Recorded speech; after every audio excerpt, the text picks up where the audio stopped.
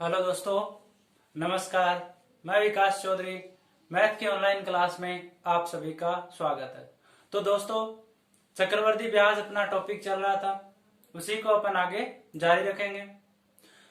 जो कोई भी आज पहली बार ये वीडियो देख रहा है, हो सकता है उसके समझ में नहीं आए, क्योंकि चक्रवर्ती ब्याज के 2 वीडियो पहले हो चुके हैं। तो इस वीडियो को देखने से पहले जो पीछे के दो वीडियो है वो देखें, पहला पार्ट और सेकंड पार्ट, उसके बाद में आगे समझ में आएगा। तो देखो, हम बात कर रहे थे अर्धवार्षिक दर की, जब ब्याज क्या ले 6 महीने से। अब अपन देखेंगे कि जब ब्याज 3 महीने के हिसाब से ले, 3 महीने से हिसाब से मतलब क्या है कि 12 महीने में ब्याज लेगा वो 4 बार। कितने बार लेगा? 4 बार। 3 महीने से क्या करता है? हिसाब करता है। जैसे आप किसी को 1000 रुपए देते हो, तो 1 साल के लिए आप किसी को 1000 रुपए दे देते हो और उसको बोलते हैं हो कि मैं 3 महीने से क्या लूंगा? ब्याज लूंगा। तो 3 महीने से मतलब है कि 3 महीने जब आप कंप्लीट कर दोगे तो आप एक बार ब्याज ले लोगे। उसके बाद जैसे ही 3 महीने और होते हैं तो फिर ब्याज लोगे, फिर जैसे ही 3 महीने और होंगे फिर ब्याज लोगे। ठीक है, तो इसको अपन एक शब्द में बोलना चाहें तो बोलते हैं त्रैमासिक ब्याज लेते हैं अपन। एक वर्ष में त्रैमासिक मतलब 3 महीने से क्या लेते हैं अपन? ब्याज लेते हैं। 3 महीने में एक बार अपन क्या करते हैं? ब्याज लेते हैं। तो देखो, कोई भी अपन एक क्वेश्चन लेते हैं, उससे क्या करेंगे? समझने की कोशिश करेंगे। देखो, जैसे मैंने कहा 1000 रुपए मूलधन है, 1000 रुपए की कोई धनराशि है जो अपन 6 महीने के लिए उधार देते हैं। 6 महीने के लिए उधार देते हैं और अपन दर लगा देते हैं इसमें 20%, या कोई भी रख दो, 40% रख दो। क्वेश्चन क्या है अपना कि 1000 रुपए की कोई धनराशि है, उसको 6 महीने के लिए चक्रवर्ती ब्याज से उधार दिए जाते हैं और चक्रवर्ती ब्याज की दर है 40%। तो 6 महीने का जो ब्याज है चक्रवर्ती ब्याज वो ज्ञात करना है। देखो, क्वेश्चन अगर आप पूरा लिखना चाहो तो क्वेश्चन पूरा लिख भी सकते हो। देखो, पूरा लिख देता हूं लैंग्वेज से। 1000 रुपए की धनराशि, 1000 रुपए की धनराशि 40% की वार्षिक दर से 6 महीने के लिए 6 महीने के लिए उधार दी जाती है, उधार दी जाती है। यदि ब्याज की गणना त्रैमासिक रूप से की जाए, त्रैमासिक रूप से की जाए तो सीआई ज्ञात करो। तो सीआई मतलब चक्रवर्ती ब्याज ज्ञात करो। अपना क्वेश्चन क्या है कि 1000 रुपए की कोई धनराशि है, उसको 6 महीने के लिए उधार देते हैं 40% दर से। तो हमें बताना है कि जो चक्रवर्ती ब्याज है वो कितना है, और हमें कंडीशन मिली है कि ब्याज की गणना त्रैमासिक रूप से की जाती है, मतलब प्रत्येक 3 महीने से क्या लेता है? वो ब्याज लेता है।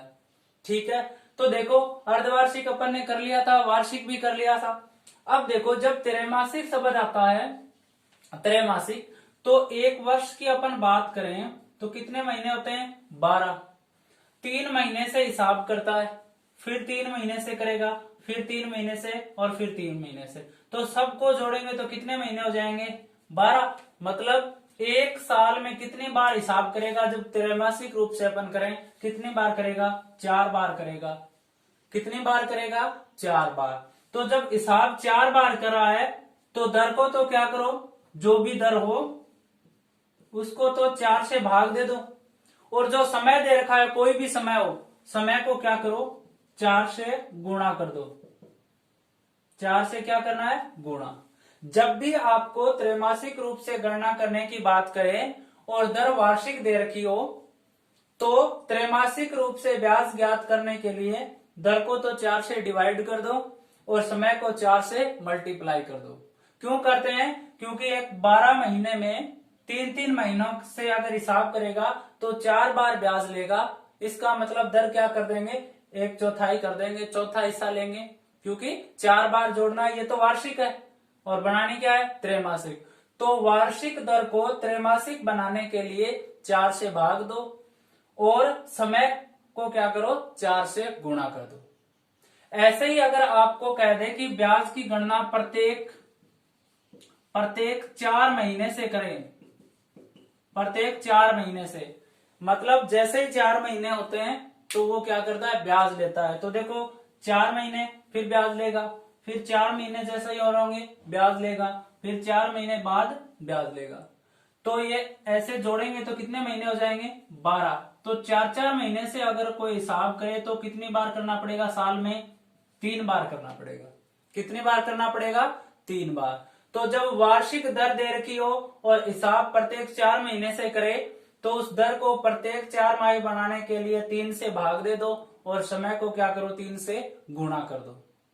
ठीक है, जो भी महीने दिए होते हैं उनको 12 महीनों में से क्या बना लो, अलग अलग ग्रुप बना लो। जितने ग्रुप बनते हैं उसी का क्या करो, दर में भाग दे दो और समय को गुणा कर दो। तो वापस अपन प्रश्न पे आते हैं। तो जब भी वार्षिक दर से त्रैमासिक दर बनानी हो तो क्या करना है, दर को तो 4 से भाग देना है और समय को 4 से गुणा करना है। तो देखो दर दे रखा है हमें 40% वार्षिक, इसको क्या बनाना है, त्रैमासिक। तो त्रैमासिक बनाएंगे तो 40/4 हो जाएगा और कितनी आ जाएगी, 10% क्या आ जाएगी, त्रैमासिक आ जाएगी, 3 महीने के हिसाब से आ जाएगी। ठीक है, फिर क्या करना है, समय। समय कितना दे रखा है हमें, 6 महीने दे रखा है। तो 6 महीने को क्या करना है अब अपने को, क्योंकि जब दर को आपने 4 से भाग दिया है तो अब समय को क्या करो, 4 से गुणा। तो त्रैमासिक रूप से करेंगे तो 6 × 4 कितने हो जाएंगे, 24 महीने हो जाएंगे। कितने महीने हो जाएंगे, 24 महीने हो जाएंगे। तो 24 महीनों को अपन क्या कह सकते हैं, 2 वर्ष, क्योंकि एक वर्ष में 12 महीने, तो 2 वर्ष में कितने महीने हो जाएंगे, 24 महीने में कितने हो जाएंगे, 2 वर्ष हो जाएंगे। ठीक है, चेंज कर लिया। अब अपना वही पुराना तरीका है, क्या करना है, पहले दर को देखना है कितनी है, तो कितनी है, 10%।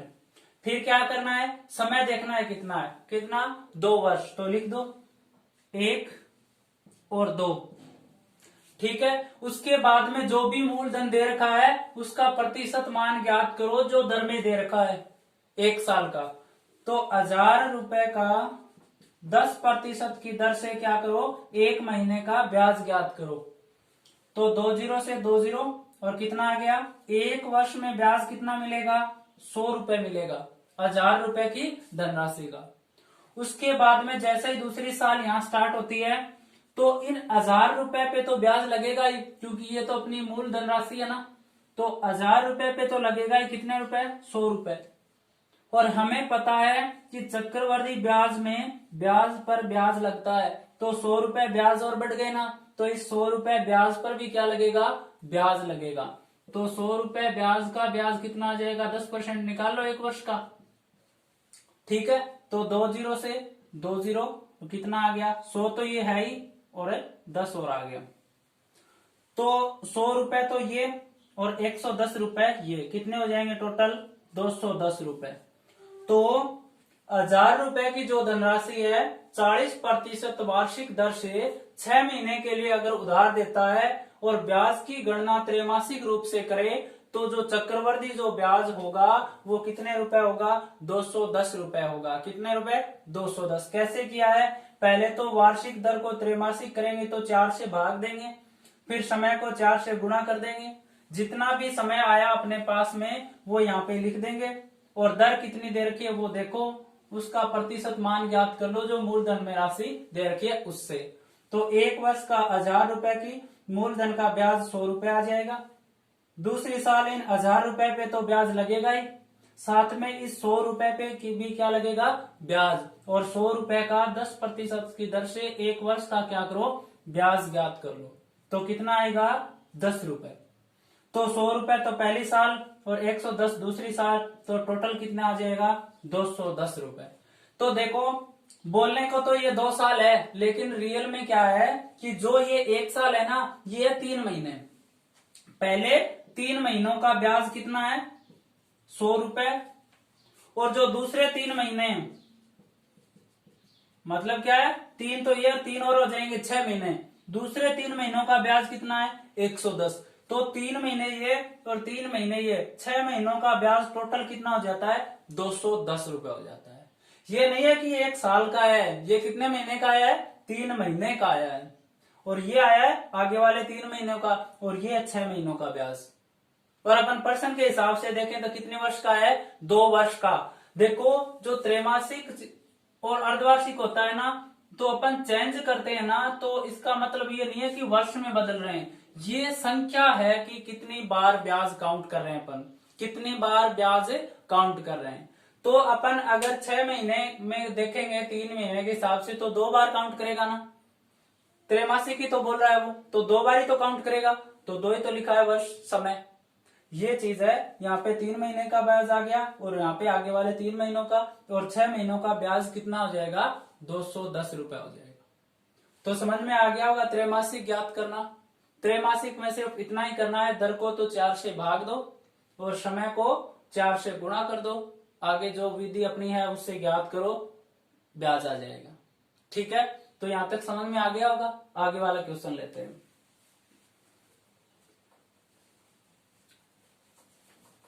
देखो और बाकी वही विधि है, बस इतना सा समझना है कि 1 वर्ष में जो भी आपको देता है टाइम पीरियड, उसमें ग्रुप कितने बनते हैं, उसी का क्या दे दो दर में भाग, और उसी से क्या करो समय को गुणा कर दो। यहाँ पे मैं पर्सन में और चेंज कर देता हूँ मूलधन वगैरह। ठीक है, और त्रैमासिक ही देखेंगे। जैसे मूलधन तो हो गया अपना 20,000 रुपए, 20,000 रुपए की धनराशि है, और मैं 20% वार्षिक दर से उधार देता हूं, और वो 9 महीने के लिए उधार देता हूं। और यदि ब्याज की गणना त्रैमासिक रूप से की जाए तो चक्रवृद्धि ब्याज ज्ञात करो। देखो क्वेश्चन वही है, बस सिर्फ आंकड़े चेंज है। क्या है 20,000 रुपए किसी के पास है, और वो 20% की दर से 9 महीने के लिए किसी को उधार देता है, और वो ब्याज प्रत्येक 3 महीने से लेता है, तो उसका चक्रवृद्धि ब्याज बताना है। कितने दिन का 9 महीने का बताना है।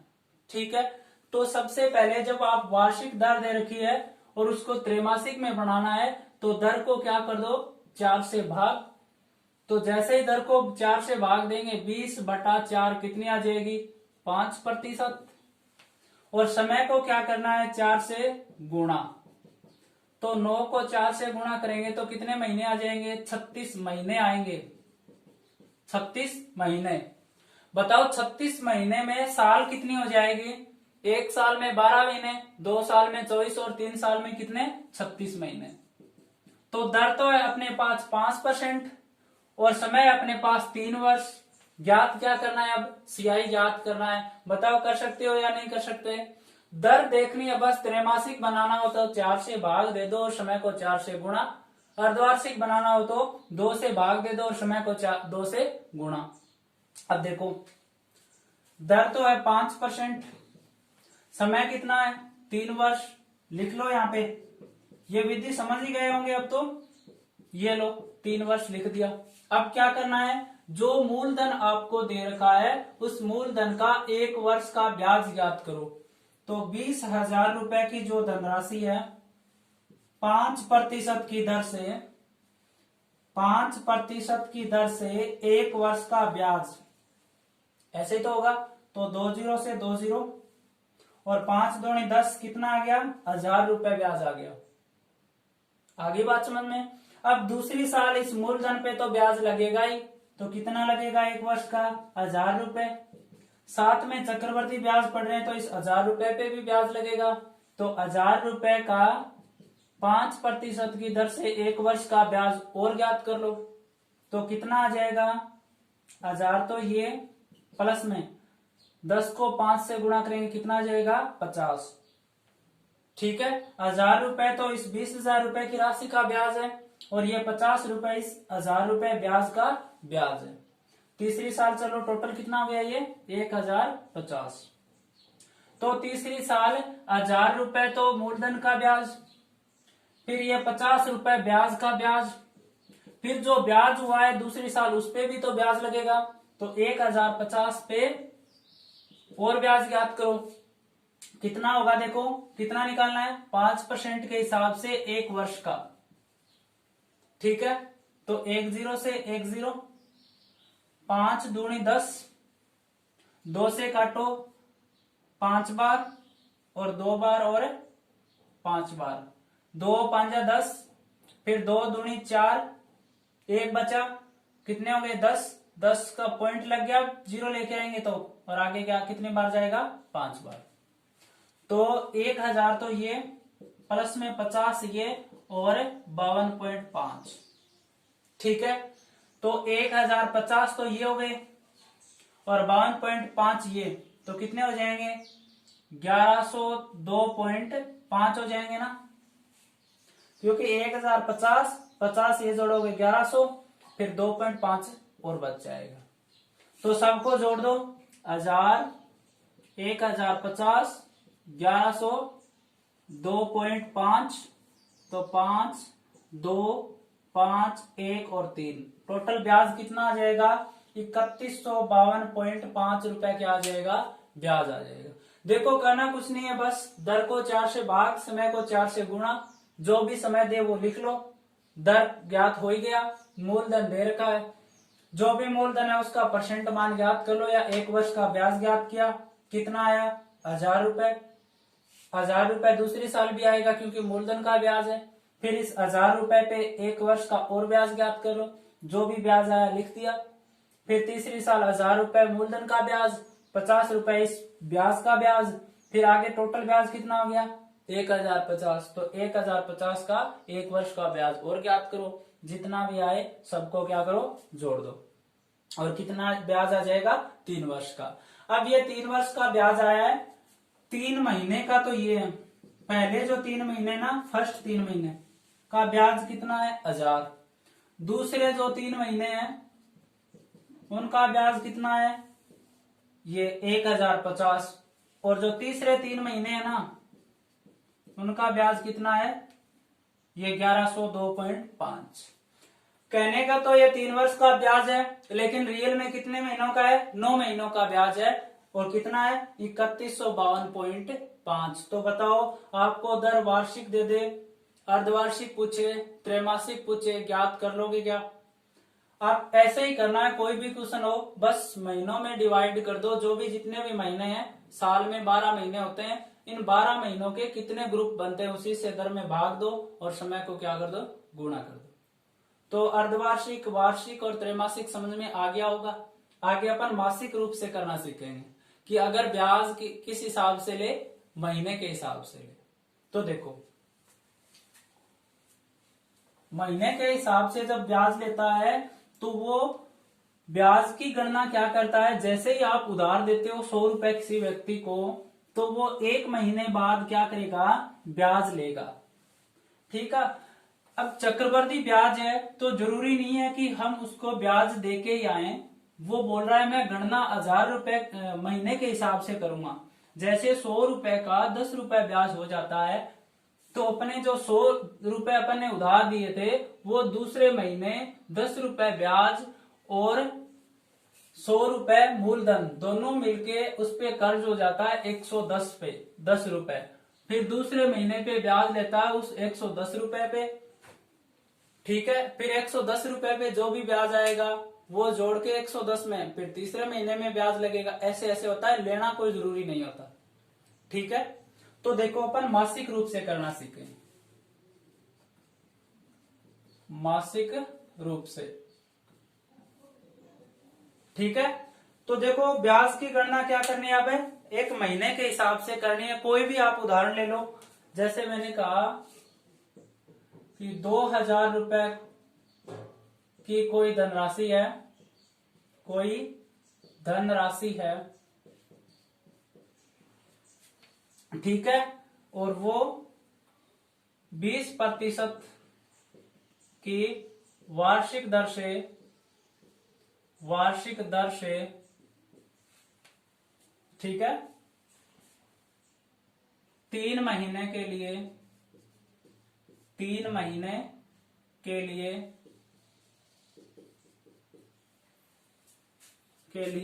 उधार दी जाती है, उधार दी जाती है, और यदि ब्याज की गणना, और यदि ब्याज की गणना मासिक रूप से की जाए, मासिक रूप से की जाए, रूप से की जाए, तो सीआई ज्ञात करो, तो सीआई ज्ञात करो। दर 24% ले लो यहां पे, ठीक है, आसान रहेगा क्वेश्चन करना। तो प्रश्न है अपना कि 2000 रुपए की कोई धनराशि है, वो 24% वार्षिक दर से 3 महीने के लिए उधार दी जाती है, और यदि ब्याज की गणना वो मासिक रूप से करे तो हमें चक्रवृद्धि ब्याज ज्ञात करना है, कुल कितना होगा। ठीक है, तो देखो जब आप मासिक की बात करते हो तो 1 महीने से ब्याज की गणना होती है, तो जो भी दर दे रखा है उसको तो दे दो 12 का भाग। क्यों देंगे? क्योंकि एक एक महीने के कितने ग्रुप बनेंगे, एक वर्ष में 12 बनेंगे ना, तो दर में तो 12 का भाग दे दो, और समय जो दे रखा है उसको क्या करो, 12 से गुणा कर दो, या सीधा लिखो 12 से गुणा। तो जब आपको वार्षिक दर दे रखी हो और मासिक रूप से गणना करने की कहे तो दर को तो 12 का भाग देना है और समय को 12 से क्या करना है, गुणा करना है। तो दर दे रखा है 24%, तो 12 का भाग देंगे कितनी आ जाएगी, 2%, और समय को क्या करना है, 12 से गुणा, तो 3 महीने दे रखे हैं तो 12 से गुणा करेंगे कितने आ जाएंगे, 36 महीने।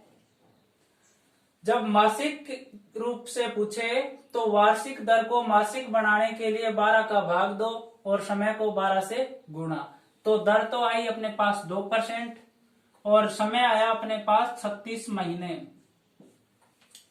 ठीक है, इस 36 महीने को अपन क्या लिख सकते हैं, 3 वर्ष।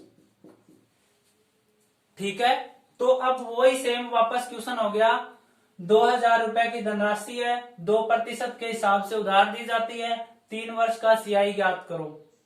तो कर सकते हैं ना, वही देखो समय कितना है, 3 वर्ष लिख दिया।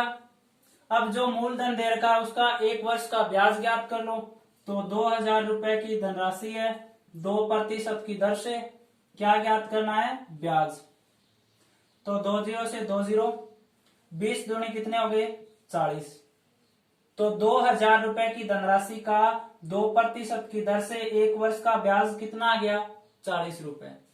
तो 40 रुपए तो दूसरी साल आएंगे ही क्योंकि ये मूलधन है, साथ में चक्रवृद्धि जब ब्याज है तो ये इस ब्याज पे ब्याज और लगेगा। तो 40 का 2% की दर से 1 वर्ष का ब्याज, तो 1 0 से 1 0, और कितना हो जाएगा, 40 प्लस में 4 को 2 से गुणा करेंगे 8, कितना हो जाएगा, 0.8। ठीक है, अब तीसरी साल 40 रुपए ब्याज तो लगेगा ही, साथ में इस 40 रुपए का ब्याज कितना, 1 वर्ष का 0.8। उसके बाद में ये ब्याज कितना होता है टोटल, 48.8, 48.8 या 40.8, तो 40.8 पे ब्याज लगेगा। तो इस 40.8 का 2% की दर से 1 वर्ष का ब्याज, ये 0 पॉइंट यहां से हटाएंगे तो यहां 0 लग जाएगा। तो यहां तो हो गए 40.8 प्लस में 408 को 2 से गुणा करोगे तो कितना आएगा, 816, और भाग कितने हैं, 1000। तो 40.8 प्लस में 0.816, 3 0 है तो 3 के बाद पॉइंट लगेगा ना। अब क्या करो, इन सबको जोड़ दो, तो 40, 40.8, 40.8 और 0.816।